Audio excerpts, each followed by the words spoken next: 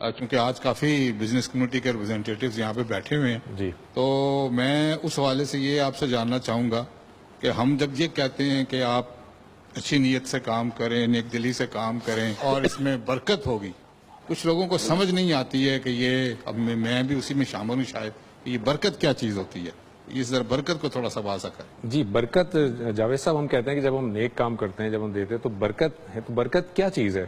اس کو کس طرح سے میجر کریں گے ہم؟ آپ کے علم میں ہے کہ اگر کسی کا انتظار آپ کر رہے ہو تو ایک گھڑی گزارنا بھی بعض اوقات مشکل ہو جاتا ہے۔ یہ کہا جاتا ہے کہ الانتظار اشد من الموت، شب فراق کتنی طویل ہوتی ہے۔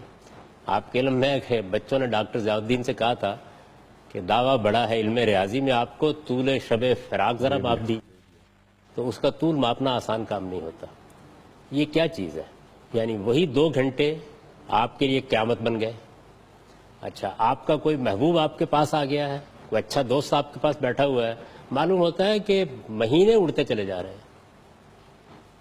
تو بالکل یہی چیز ہے جس سے آپ برکت کو سمجھ سکتے ہیں۔ یعنی اصل میں ہماری اپنی جو کیفیات ہیں وہ جب کسی چیز میں صداقت کے ساتھ متعلق ہوتی ہیں تو ہمارے اپنے کام میں وہی برکت پیدا ہو جاتی ہے جو اس وقت میں پیدا ہو جاتی ہے۔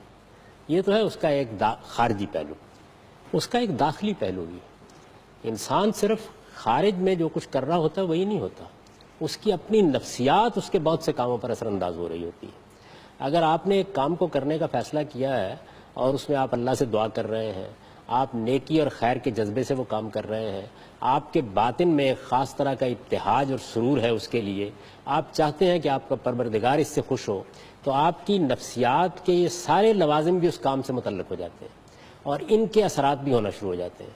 پھر ایک تیسرا پہلو ہے اور وہ یہ کہ اس کائنات کا پروردگار بھی اس کائنات کو بنا کے کہیں سو نہیں گیا، اس کا ایک زندہ تعلق ہم میں سے ہر ایک کے ساتھ موجود ہے، تو وہ بھی خیر کے کام میں اپنی سکینت نازل کر دیتا ہے، اپنی رحمت نازل کر دیتا ہے۔